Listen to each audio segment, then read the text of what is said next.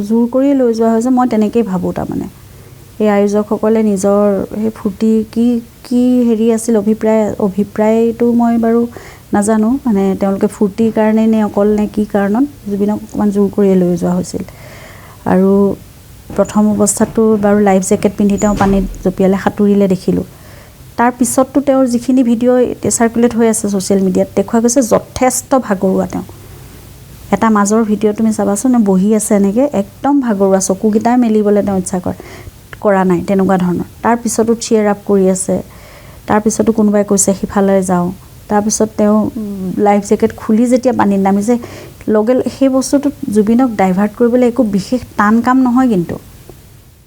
তেওঁ যদি যাবও বিচাৰিছে তেওঁক যাবলৈ নিদিয়াকৈ তেওঁক উঠাই আনি বেলেগ এটা কামত লগাই দিয়াটো এইটো একো টান কাম নহয় আমি যেতিয়া ৰিচেণ্টলি ৰৈ বিনালে কাৰণে আমি শ্ৰীলংকাত শ্বুটিং কৰিছোঁ তাতো আমি সাগৰত শ্বুটিং কৰিছোঁ তাতো তেওঁ সাগৰত সাঁতুৰিছে আৰু আমি যিমানখিনিলৈকে মই সাঁতুৰিবই নাজানো যিমানখিনিলৈকে মই গৈছোঁ তেওঁ সিমানখিনিলৈকেহে গৈ ঢৌবোৰৰ লগত খেলিছে আৰু জুবিনক মানে তোমাক ডাইভাৰ্ট কৰি দিবলৈ বেলেগ কথা এটাত ফুচুলাবলৈ জুবিনৰ একো দিগদাৰী নাই